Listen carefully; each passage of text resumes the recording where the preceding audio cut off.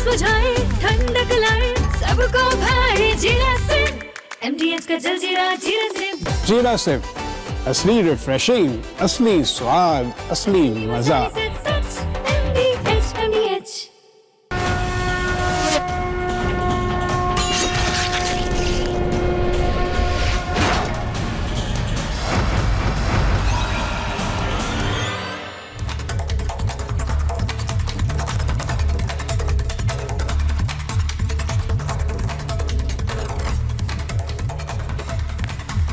दर्शकों नमस्कार, प्रणाम।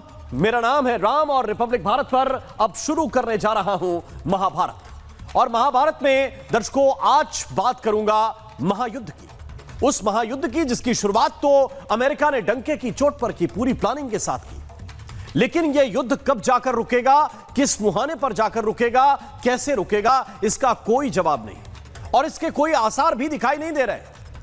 अपनी पहली स्ट्राइक में खामनेई समेत 40 कमांडर मारने का दावा करने वाला अमेरिका इस वक्त आसानी में नहीं दिखाई दे रहा है।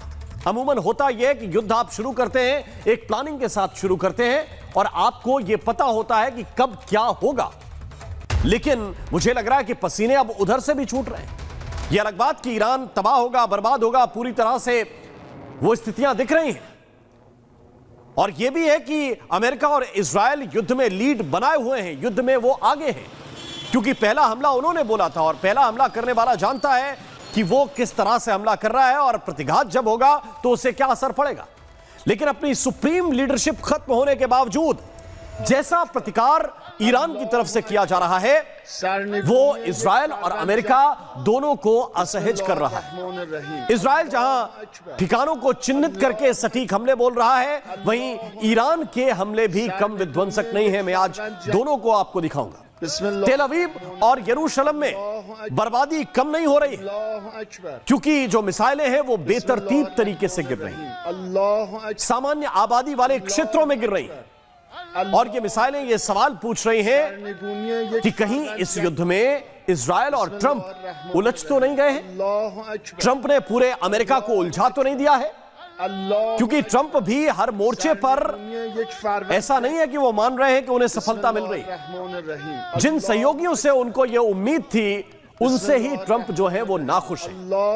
ये अलग बात कि भविष्य में वो जीतेंगे, किस तरह से जीतेंगे, लेकिन अभी वो खुलकर ये कबूल कर रहे हैं कि कुछ यूरोपीय देशों ने उनकी मदद की है और कुछ ने नहीं की है। और डोनाल्ड ट्रंप ने यह कहा कि मैं इससे बहुत हैरान हूं। उन्होंने नाम लेकर कुछ देशों के बारे में कहा है। उन्होंने कहा जर्मनी बहुत शानदार रहा लेकिन स्पेन बहुत खराब रहा, और हां मैं ब्रिटेन से भी खुश नहीं हूं। यानी कि स्पेन ने मदद नहीं की और ब्रिटेन से भी ट्रंप जो है वो खुश नहीं है। यानी सारी चीजें उस तरह नहीं बैठ रही जैसा सोचकर वो निकले। और खबर क्या है? खबर यह है कि ईरान के हमले में अमेरिका के एयर डिफेंस सिस्टम को भी काफी नुकसान हुआ है और कई जगहों पर तो हाथ पैर फूलने लगे, चाहे वो रडार सिस्टम हो या थाड जैसा आधुनिक एयर डिफेंस का सिस्टम। और एक नहीं कई देशों में इन पर ईरानी मिसाइलें भारी पड़ रही हैं। कुछ बड़ी जानकारियां मेरे पास है, कुछ बड़ी खबरें मेरे पास है, वो सबसे पहले मैं आपको बताना चाहता हूं। और इस वक्त एक बड़ी खबर आपको बताना चाहते हैं। बड़ी खबर यह है कि ईरान ने जो हमला किया है उसमें यूएस का एक और थाड सिस्टम पूरी तरह से तबाह हो गया है। इस वक्त की बड़ी खबर आपको बता रहे हैं, ईरान ने थाड सिस्टम को तबाह किया है। यह दूसरा थाड सिस्टम है जो जॉर्डन में काम कर रहा था, लेकिन उस सिस्टम को भी ध्वस्त कर दिया है। और कल यूएई में भी एक थाड सिस्टम को ध्वस्त किया गया था, यानी कि 2 थाड अब तक पूरी तरह से बर्बाद हो चुके हैं। ये स्थितियां हैं। एक और बड़ी खबर मैं आपको बताना चाहता हूं, ईरान के जो बड़े हमले हैं वो अमेरिकी बेसिस पर जारी हैं, रुके नहीं हैं। मिडिल ईस्ट में ईरान के बड़े हमले हो रहे हैं और सऊदी अरब में एक रडार साइट को पूरी तरह से तबाह करने का दावा ईरान की तरफ से किया गया है कि वहां का जो रडार का सिस्टम है वो पूरी तरह से बर्बाद कर दिया गया है। और ईरान के जो बड़े हमले हैं उसमें जद में ये सारे के सारे मिडिल ईस्ट के देश हैं, जिसको आप पश्चिमी एशिया कहिए अपने नजरिए से। लेकिन एक और बड़ी जानकारी मैं आपको बताना चाहता हूं, बहरीन में भी अमेरिकी रडार सिस्टम पर अटैक हुआ है। मिडिल ईस्ट में ईरान के बड़े हमले जारी हैं। खबर यह है बहरीन से, वहां भी अमेरिकी रडार सिस्टम पर अटैक किया गया है और रडार सिस्टम को, यानी कि जो रडार का सिस्टम है उसको पूरी तरह से बर्बाद करने का दावा ईरान की तरफ से किया गया है।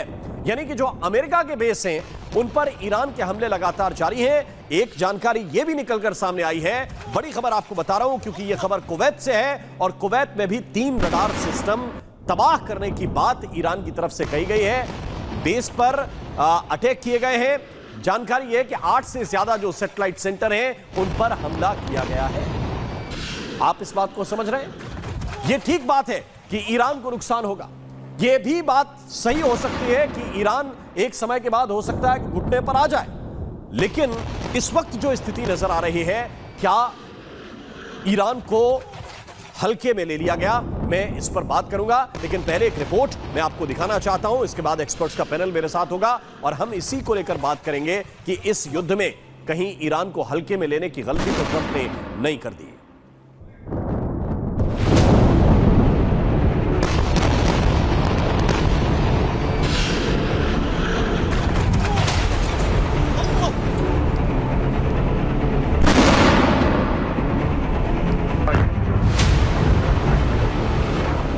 मिडिल ईस्ट बारूद के ढेर पर बैठा है।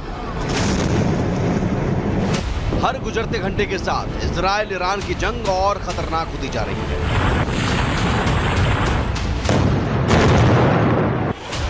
ईरान जहां नए सैन्य कमांडर तैनात कर रहा है, वहीं इजराइल एक के बाद एक बड़े अधिकारियों को निशाना बना रहा है।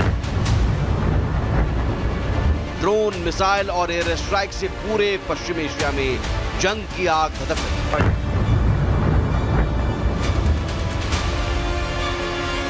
इस बीच व्हाइट हाउस में जर्मन चांसलर फ्रेडरिक मर्ज से मुलाकात के बाद अमेरिकी राष्ट्रपति डोनाल्ड ट्रंप ने बड़ा दावा किया। उन्होंने कहा, अमेरिका इजराइल के हमले में ईरान की तीनों फोर्स को भारी नुकसान पहुंचा है। ईरान की नेवी, एयरफोर्स और एंटी एयरक्राफ्ट सिस्टम लगभग पूरी तरह खत्म कर दिए गए हैं। सब कुछ खत्म कर दिया गया है। इतना ही नहीं, उन्होंने ये भी कहा कि अगर अमेरिका ने ईरान पर पहला हमला नहीं किया होता तो न्यूक्लियर वॉर हो सकती थी। If we don't stop them, or if we didn't stop them, or if we didn't start, they've been decimated. But if we didn't do what we're doing right now, you would have had a nuclear war, and they would have taken out many countries. Because you know what? They're sick people. They're mentally ill, sick people. They're angry. They're crazy. They're sick. Israel के हमले में Iran का Natanz परमाणु संयंत्र पहले ही नुकसान झेल चुका है। अंतर्राष्ट्रीय परमाणु ऊर्जा एजेंसी यानी IAEA खुद इसकी पुष्टि कर चुका है। इसलिए आशंका जताई जा रही है कि इस जंग में परमाणु युद्ध की आहट भी तेज हो गई है। ट्रंप साफ कह चुके हैं कि ईरान में चल रहा सैन्य अभियान वेनेजुएला में किए गए ऑपरेशन से बिल्कुल अलग है।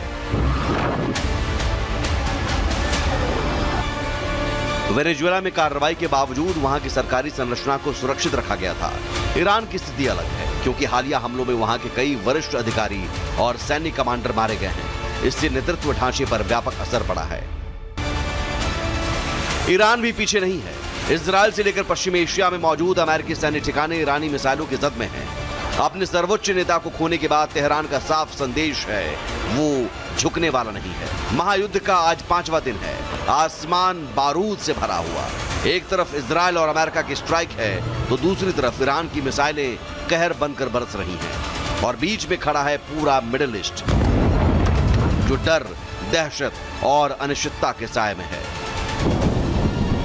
Bureau report, Republic Bharat. और आइए चर्चा की शुरुआत करते हैं। कुछ खास मेहमान इस वक्त मेरे साथ हैं। मैं चर्चा को आगे बढ़ाऊंगा। इसमें मेरे साथ इस वक्त मेजर जनरल GD बख्शी साहब जुड़े हुए हैं। मेरे साथ इस वक्त मेजर समरपाल तूर साहब हैं। मेरे साथ कर्नल मयंक चौबे हैं। मेरे साथ कर्नल जस्सी सोढ़ी जी हैं। मेरे साथ रविंदर सचदेव जी हैं। आप सभी मेहमानों का बहुत बहुत स्वागत है। लेकिन सबसे पहले शुरुआत मैं करूंगा बख्शी साहब आपके साथ, क्योंकि कल मैं आपसे जब संवाद कर रहा था तो एक बड़ी बात निकलकर सामने आई थी और आपने ये कहा खुलकर कि हर चीज की एक लिमिट होती है। अगर ईरान के पास यह लिमिट है कि वो कितनी मिसाइलें मारेंगे, तो आपके पास भी आपका एयर डिफेंस सिस्टम कितना रोक पाएगा, आपकी भी तो एक क्षमता है। क्या इस सिचुएशन में जब लगातार अमेरिका के और इजराइल के एयर डिफेंस सिस्टम पर वार किया जा रहा है। मेरी जानकारी है कि 2 थार्ड सिस्टम डिस्ट्रॉय अब तक कर दिए हैं और कई जगह पर रडार सिस्टम पूरी तरह से बर्बाद कर दिया है। क्या आपको लग रहा है कि एक पॉइंट यह भी है इस पूरे वॉर को एनालिसिस करने में कि मुश्किल में अमेरिका भी इस वक्त है? बिल्कुल है, मिसाइल मैथमेटिक्स है। सारा लड़ाई का दारोमदार डिपेंड होगा कि किसका जखीरा पहले खत्म होता है, ईरान के मिसाइलों का या अमेरिका और इजराइल के इंटरसेप्टर मिसाइल्स का, पेट्रियट्स का, थार्ड का। ठीक है, और ये जो पेट्रियट्स और थार्ड हैं, मैं बताऊं, इनकी प्रोडक्शन कैपेसिटी लिमिटेड है। डोनाल्ड ट्रंप साहब ने खुद एडमिट किया है 600 से 800 पेट्रियट बनते हैं पर ईयर अमेरिका में, और 200 बनते हैं आपके क्या बोलते हैं जो कि थार्ड हैं। ठीक है, ये एक्सपेंड होते आए हैं यूक्रेन में, वहाँ अभी भी लग रहे हैं, इजराइल में लग रहे हैं, तो अपर लिमिट है। पिछले साल जो है 12 दिन में इजराइल को सीज फायर मांगना पड़ गया था कि $50 बिलियन की क्षति उसके यहाँ हो गई थी और ईरान के मिसाइल थ्रू जा रहे थे। अब तो इम्प्रूव्ड मिसाइल्स हैं, वो थ्रू जा रहे हैं। लेकिन मैं आपकी चैनल के जरिए आज एक बहुत बड़ा खुलासा करना चाहता हूँ, प्लीज मुझे थोड़ा टाइम दीजिए। जी जी प्लीज, बहुत अहम है ये, बोलिए। बहुत अहम है। मैं कहना चाहता हूं कि एक इजरायलीज ने और CIA इन्होंने मिलकर सॉफ्टवेयर बनाया है जिसे कहते हैं pattern of life software. AI software है ये। ठीक है, कोई भी लीडर हो, जैसे मादुरो था, कितने बजे उठता है, कितने बजे सोता है, क्या कब खाना खाता है, क्या खाता है, ये सारा सॉफ्टवेयर जो कि electronic surveillance, satellite surveillance, surveillance of the mobile phones, communication surveillance से वो सारा किया जाता है। फिर वो हैक इन करते हैं, जो कि ट्रैफिक में वीडियो कैमरास होते हैं, ट्रैफिक नेटवर्क में कोई भी कॉन्वॉय जा रही है लीडर की, वो आफ्टर ऑल आपके ट्रैफिक के कैमरास पकड़ते हैं। वो हैक करके वो सारी पिक्चर CIA को, मोसाद को मिल जाती है। इसी तरह ये पहली बार उन्होंने इस्तेमाल किया था पिछले साल अगेंस्ट द हिजबुल्लाह। नासरुल्लाह को मारा, नंबर 2 मारा, नंबर 3, नंबर 4, कोई लीडर बनना ही नहीं चाहता था वहां पे, और उनके पेजर शेजर में एक्सप्लोजिव लगाए, वो उनकी काफी सारी लीडरशिप खत्म कर दी थी। मतलब बिफोर द अटैक ये तो ऐसी बात हुई कि वर्ल्ड वॉर 2 के पहले आप हिटलर को मार डालो, आप स्टालिन को मार डालो, ठीक है, आप मानस्टाइन को मार डालो, आप गुदेरियन को मार डालो। ठीक है, ये वो बात हुई, बिल्कुल पैराडाइम शिफ्ट है इन वॉर। लेकिन साहब ये पहली बार हिजबुल्लाह के जब खिलाफ किया तो बिल्कुल डिसेबल कर दिया हिजबुल्लाह। फिर ये इस्तेमाल किया उन्होंने दूसरी बार पिछले साल जून 25 में ईरान के बरखिलाफ। हिल गए ईरान, सारी टॉप लीडरशिप तकरीबन डेसिमेट हो गई थी, हिला दिया था ईरान को। 18 घंटे लगे थे ईरान को रिटेलिएट करने में।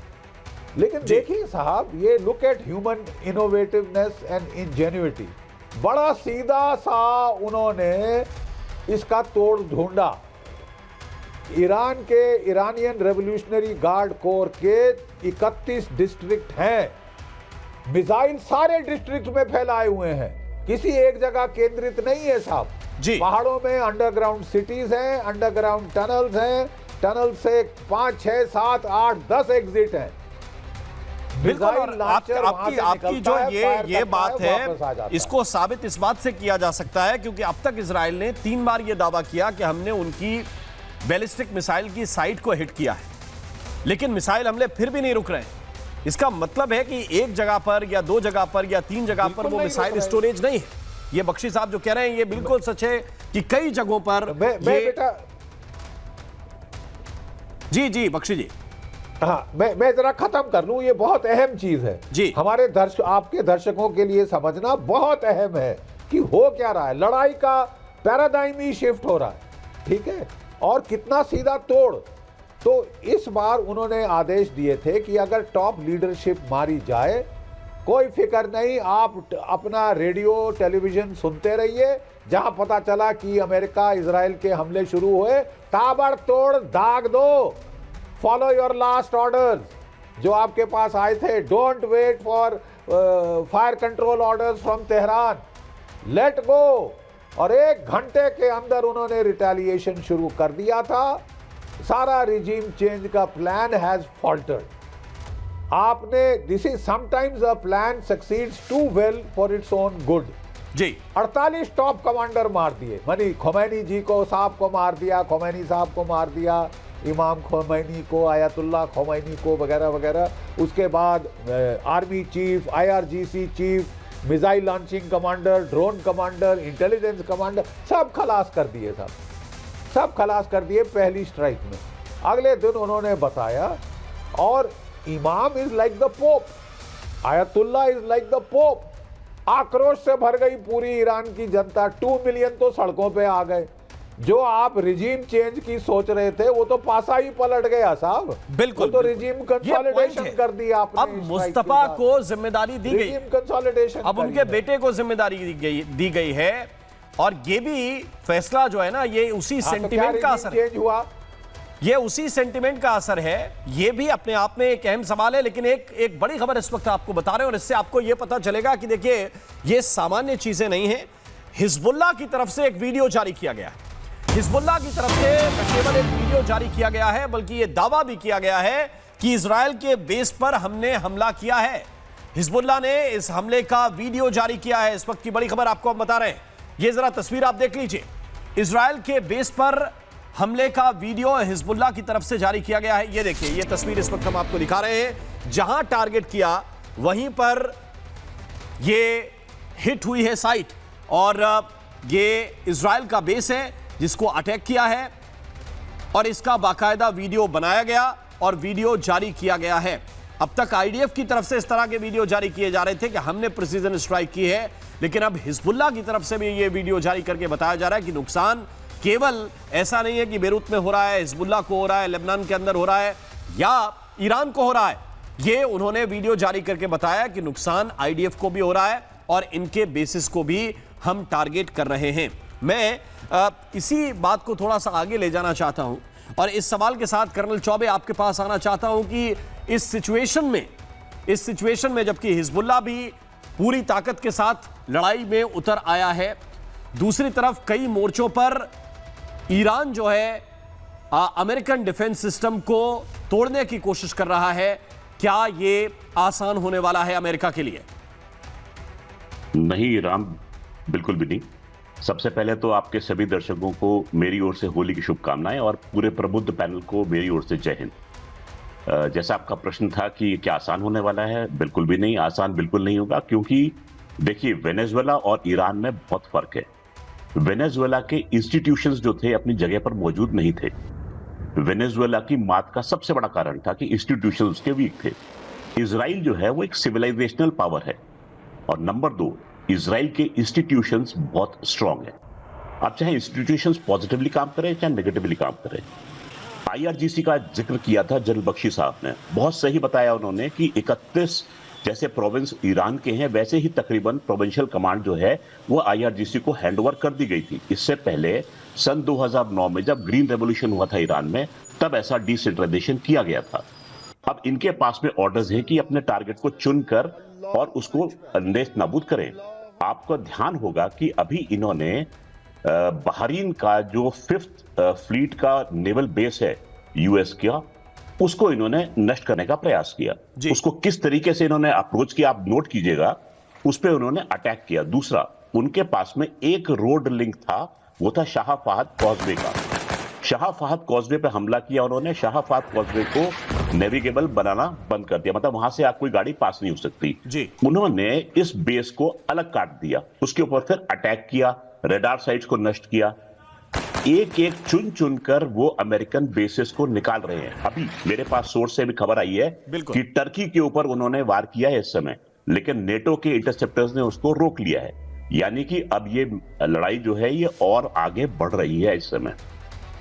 इंटरेस्टिंगली बिल्कुल ये लड़ाई आगे बढ़ रही है। और मेजर समरपाल तूर साहब, मैं आपका एक अभी पोस्ट पढ़ रहा था, और ये लड़ाई बढ़ती हुई क्या हमारे पड़ोसी पाकिस्तान के ऊपर भी जा सकती है, क्योंकि वहां भी बेसिस हैं? और अगर यही ईरान ने ठाना हुआ है कि जहां जहां अमेरिका का साजो सामान है वो तबाह करना है, तो क्या इस तरफ जा रहे हैं? क्या इनपुट है आपके पास? अभी तक का तो ये इनपुट है कि अमेरिकन्स ने ये स्टेटमेंट दी है कि वहां पे जो भी नॉन एसेंशियल स्टाफ है यूएसए का, वो अपने परिवार समेत तुरंत पाकिस्तान को वेकेट करे। तो देखिए, ये सेम बेसिकली पैटर्न है ईरान की लड़ाई के से पहले, ये सेम पैटर्न है जो इराक में हुआ था। तो जहां जहां पे भी युद्ध की ज्यादा चांसेस होते तो वहां पे जो कंट्री जो हमला करने वाली है वो पहले अपने ही लोगों को वहां से निकलवाते हैं कॉन्सुलेट से। तो ये एक मेजर साइन है जो बता रहा है कि पाकिस्तान ने जिस तरीके से अपना एयर स्पेस दिया हुआ है, उसने जिस तरीके से अपनी जो एयरफील्ड्स दिए हुए हैं, 3 एयरफील्ड उन्होंने दिए हुए अमेरिकन को, जिसमें एक ड्रोन्स के लिए यूज हो रहा है, एक लॉजिस्टिक्स के लिए, एक इनके फाइटर जेट्स और रिफ्यूलिंग के लिए। उसके अलावा मैं ये भी बताना चाहूंगा कि पाकिस्तान ने एंटी शिया टेरर ग्रुप भी क्रिएट किया हुआ है जिसका नाम है जैश ए अदल। तो जैश ए अदल को ये ईरानियंस के खिलाफ यूज करते थे, उनको हरास करके रखते थे पूरे टाइम। और इन्होंने हजारा फाइटर हैं अफगानिस्तान के, उनको तालिबान के साथ आईएसआई ने मिलके हजारा फाइटरों को मारा जो शिया मुसलमान थे। और इतना ज्यादा वहां पे मैसेकर हो गया था कि ईरान ने 20,000 अपने सोल्जर्स वहां पे तैनात किए अफगानिस्तान के बॉर्डर के खिलाफ और पाकिस्तान के बॉर्डर के खिलाफ। तो देखिए, ये पहले से ही हॉस्टाइल एरिया रह चुका है और पाकिस्तान जो अमेरिका का बहुत ही क्लोज एलाई है, कहने में तो यही है। अब देखें कि वल्नरेबिलिटी पाकिस्तान के लिए भी बढ़ेगी। और आप ये भी सोचें, अफगानिस्तान के साथ उसका युद्ध चल रहा है, इंडिया के साथ कुछ महीने पहले युद्ध करके हटा है, ठीक है जी। और वेस्ट पे अभी ईरान के अब ये युद्ध के बादल मंडरा रहे हैं। और साउथ में हमारी नेवी ने 3 ऑयल टैंकर जो स्मगल्ड ऑयल लेके पाकिस्तान आ रहे थे ईरान से, हमने उनको भी पकड़ा है अभी पिछले हफ्ते। तो देखिए, पाकिस्तान तो खुद कॉर्नर हुआ पड़ा है वहां पे, it is itself facing a civil war like situation.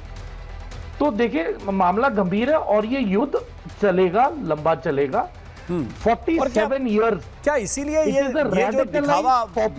जो दिखावा वहां के जो नेता हैं वो कर रहे हैं ईरान के लिए, पिछले 1-2 दिन के अंदर जो आपने देखा वहां की सिचुएशन, चाहे वहां के प्राइम मिनिस्टर हो, क्या इसीलिए ये दिखावा भी कर रहे हैं कि हाँ, ये दिखाते रहे कि ठीक है, अपना थोड़ा बहुत सपोर्ट इनकी तरफ भी है? ये हमले से बचने की कोशिश है क्या? अभी जो शिया की मस्जिद पे जो हमले किए हैं वो क्या बता रहे हैं? ये जो अभी 12-13 प्रोटेस्टर मारे गए हैं यूएस एम्बेसी में, ये जो हुआ है अभी पाकिस्तान में, वो शिया ही थे। और इन्होंने एक प्रोटेस्टर को पिस्तौल लेके कैसे जाने दिया उनके आउटर पेरीमीटर तक? पुलिस कहां थी?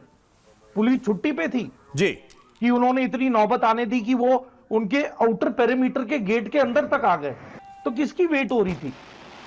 तो ये जो ढोंग है जो पाकिस्तान रचा रहा है, इन्होंने अहमदिया को खत्म कर दिया, इन्होंने शिया मुसलमानों को खत्म कर दिया, वहां के बचे हुए हिंदुओं को खत्म कर दिया, सिखों को तंग कर रहे हैं, मार रहे हैं। बलूचिस्तान की 2 बिल्कुल। दूसरा मैं आपके पास आऊंगा, रोविंदर सचदेव जी भी इस वक्त मेरे साथ जुड़े हुए। सचदेव साहब, क्या आप इस सिचुएशन में देख रहे हैं, क्योंकि अभी बयान यही दिया गया है ट्रंप की ओर से कि भाई स्पेन ने हमारा सहयोग नहीं किया, ब्रिटेन से हम खुश नहीं हैं।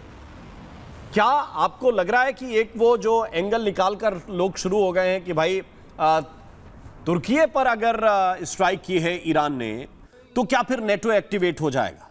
क्या वो सारे के सारे सहयोग करने के लिए चले जाएंगे? आपको लगता है कि कोई हाथ जलाने आएगा? देखिए, डेफिनेटली अहम क्वेश्चन है, बट टाइम कम है। टाइम तो मैं थोड़ा सा रिवर्स करता हूं ऑर्डर। पहली बात तो मैं जो जनरल बख्शी ने बात कही, मैं उसका 100% 1000% डिक्टो करता हूं कि CIA, मोसाद के इनकी जो ट्रैकिंग के सॉफ्टवेयर हैं वो बहुत घातक हो चुके हैं जी। और केवल सॉफ्टवेयर ही नहीं, ह्यूमन इंटेलिजेंस। मदुरो जो अल्टीमेटली पकड़ा गया, उसके अंदर एक इनसाइडर था, ये क्लियर कट रिपोर्ट्स आ रही है। खामेनेई जो मारा गया, इसमें एसेट था CIA का, मोसाड के काफी है ईरान के अंदर, तभी तो न्यूक्लियर साइंटिस्ट कौन है, कहाँ एग्जैक्टली मार देते, किस कमरे में, किस गेस्ट हाउस में। पर ये जो खामेनेई मारा गया, इसमें CIA का एक एसेट था जो इस्तेमाल हुआ, मदुरो के केस में वहां हुआ। चाइना में अभी वो रिपोर्ट्स कंफर्म नहीं है। चाइना का vice chairman of the central military commission, right, अभी महीना पहले उसको अरेस्ट करके हटा दिया गया। उसके अगेंस्ट करप्शन के चार्ज है, पर एक चार्ज ये भी कि उसने न्यूक्लियर सीक्रेट्स बेचे हैं अमेरिका को। तो सबसे बड़ा लेसन मेरे ख्याल से देशों के लिए इस समय ये है कि आपकी सिक्योरिटी इंटेलिजेंस अपैरेटस के अंदर ये लोग सेंध बना चुके हैं, बनाते हैं। That's a hugely important thing I think करना चाहिए। दूसरा, बाकी और चीजें, पाकिस्तान का, अब पाकिस्तान का तो एक बहुत बड़ा क्वेश्चन है इस समय सामने। पाकिस्तान ने सऊदी अरेबिया से म्यूचुअल डिफेंस पैक्ट किया भाई, सऊदी पे ईरान ने अटैक किया, तो क्या अब पाकिस्तान ईरान पे अटैक करेगा? म्यूचुअल डिफेंस पैक्ट है, attack on one will be considered attack on other. तो हमें ये देखना है भारत के नजर से, क्योंकि बहुत ही खतरनाक ये पैक्ट है बाय द वे, अगर है तो हमारे लिए, कि ये केवल पैक्ट कागजी ऑप्टिक्स के लिए है कि असलियत भी है। तो ये लिटमस टेस्ट है कि सऊदी पे ईरान ने अटैक करा है, सऊदी में डैमेज हुआ है। अब अगर सऊदी और पाकिस्तान का डिफेंस पैक्ट है तो पाकिस्तान क्या अटैक करेगा ईरान को, मैं सबसे पहले वो उसको ट्रैक कर रहा हूं। उसके अलावा यस, पाकिस्तान की काफी और कॉम्प्लिकेशंस है। एक और कॉम्प्लिकेशन है पाकिस्तान की, या मतलब जो भी कहिए आप, अभी कल खबर है कि ट्रंप ने कुर्दिश रीजन के जो रेबेल्स हैं उनसे बात करी है ईरान के। सिमिलरली ईरान की साउथ बलूचिस्तान में, जो ईरान के अंदर बलूचिस्तान है, वहां भी तो सेपरेटिस्ट है। और आपके जनरल असीम मुनीर और शहबाज शरीफ ने ट्रंप के साथ जो मल्टीपल बातचीत थी, उसमें एक इनकी ये भी एश्योरेंस थी कि हमारा जो बलूचिस्तान का जो बॉर्डर है, यहां से अगर आपको अंदर कुछ भेजना हो, एजेंट या वेपन्स, तो हम थोड़ा साइड में देख लेंगे। तो बलूचिस्तान जो ईरान का है, वहां भी इंसर्जेंसी प्रमोट करेगा अमेरिका ओब्लिक मोसाड ओब्लिक खुद वो जो एक ऑटोनोमस स्टेट चाहते हैं। तो पाकिस्तान बड़ी कॉम्प्लिकेटेड सिचुएशंस में है। बट सबसे अहम आई थिंक हमारे लिए होगा कि ये अभी तो हमने सुना है कागजों में कि डिफेंस पैक्ट हुआ है, अब असलियत क्या हमें पता नहीं है। तो इसका क्या मतलब है, कल परसों वो उसमें कोई हरकत अगर होनी होती तो मुझे लगता है कि वो हो चुकी होती है। और अब मुझे ऐसा इस वक्त एक बड़ी खबर मिल रही है, ईरान ने यूएस का एक ड्रोन मार गिराया है। एक बड़ी खबर आपको बता रहे हैं, एयर डिफेंस ने यूएस के एक ड्रोन को इंटरसेप्ट किया है और हॉर्मुज़गन इलाके में ये ड्रोन मार गिराया गया है। ईरान ने यूएस का एक ड्रोन मार गिराया है, ये बड़ी जानकारी इस वक्त मिल रही है।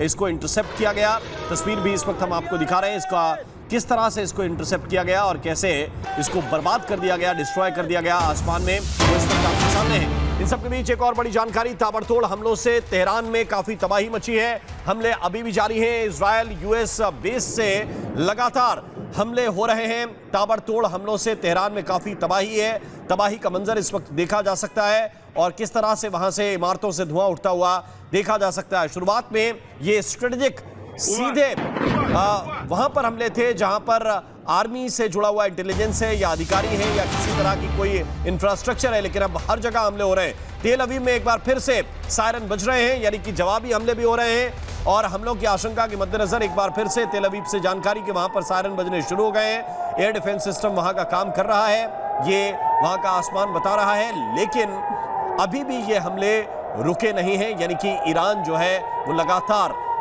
बारूदी बारिश तेल अवीव के आसमान पर कर रहा है और तेल अवीव की तस्वीरें इस वक्त हम आपको दिखा रहे हैं। ये ताज़ा तस्वीरें जहां अभी सायरन बज रहे हैं, युद्ध के सायरन। ये देखिए किस तरह से वहां का एयर डिफेंस सिस्टम काम कर रहा है, लेकिन बहुत मुश्किल स्थितियां इस वक्त बन पड़ी हैं और इसी को हम एनालाइज करने की कोशिश कर रहे हैं कि इस सिचुएशन में क्या ये इजराइल के लिए भी आसान होने वाला है, क्योंकि आपने युद्ध खोल तो दिया है ये कहते हुए कि पूरी तरह से बर्बाद करेंगे ईरान को, वहां की रिजीम को, और उसको बार बार जब भी संबोधन में इस्तेमाल किया जा रहा है तो टेररिस्ट रिजीम कहा जा रहा है। लेकिन सोडी साहब, सवाल बहुत सीधा है कि इतने आसानी से जैसा सोचा गया होगा, क्या ईरान रुकने वाला है अभी? जय हिंद राम मोहन जी, ये मेरा सौभाग्य कि मैं आपके न्यूज चैनल पर और विख्यात को पैनलिस्ट के साथ हूं। सबसे पहले आपको, टीम रिपब्लिक भारत को, सारे को पैनलिस्ट को और सारे दर्शकों को होली की हार्दिक शुभकामनाएं। अमेरिका की ओरिजिनल प्लानिंग के तहत ईरान पे हमला 13 जनवरी मध्य रात्रि को होना था। तो 13 जनवरी सवेरे जब व्हाइट हाउस के सिचुएशन रूम में राष्ट्रपति डोनाल्ड ट्रंप की फाइनल ब्रीफिंग चल रही थी, तब अमेरिका के सारे खुफिया एजेंसीज के मुखियाओं ने डोनाल्ड ट्रंप को बताया कि ईरान पे हमला अमेरिका के लिए बहुत दिक्कत पैदा करेगा। तब तो डोनाल्ड ट्रंप ने 13 जनवरी मध्य रात्रि के हमले को स्थगित कर दिया, लेकिन उसके बाद इतना दबाव आया इजराइल से, नेतन्याहू से, अमेरिका की अमीर यहूदी की लॉबी से और इप्स्टीन फाइल के दस्तावेज सामने आने से कि ट्रंप के पास कोई चारा नहीं था बनस्पत इसके कि इजराइल के साथ मिलकर ये 28 फरवरी का हमला करे।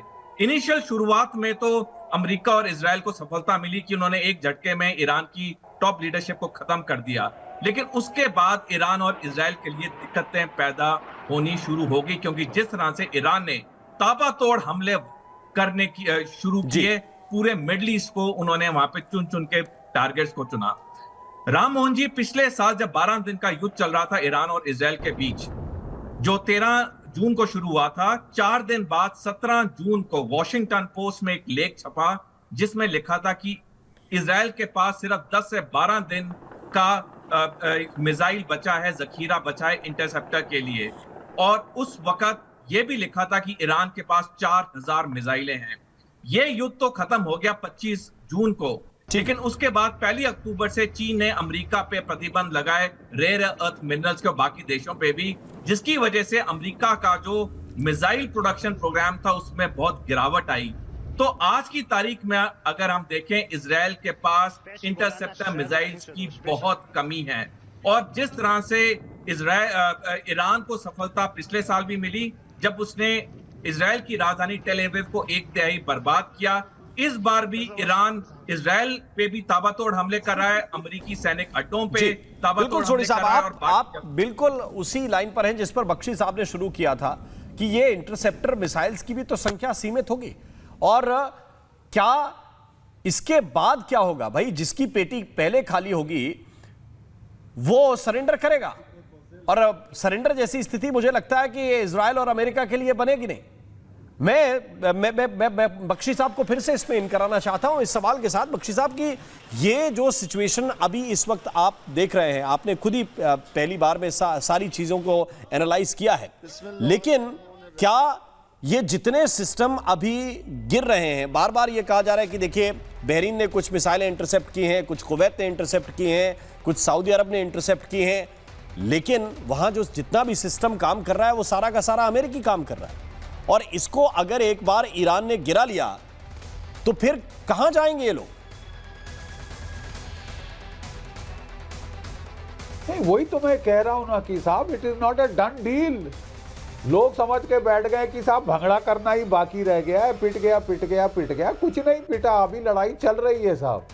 और जैसे बहुत अच्छा कहा मेरे मित्र ने एयरफोर्स के, वो कह रहे हैं कि साहब देखिए, रेयर अर्थ जब से नहीं मिल रही है अमेरिका को, चीन ने प्रतिबंध लगा दिया है, production rate of Patriot, THAADs, Aegis missile has gone down.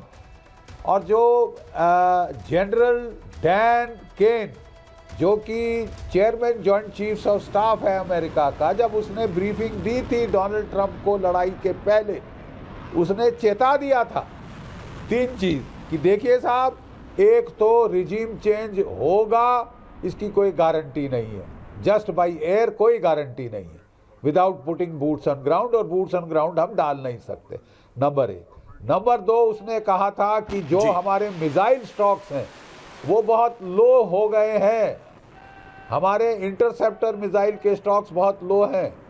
और जो तीसरी चीज़ उन्होंने कही थी कि हमारी कैजुअल्टी होने का अंदेशा है।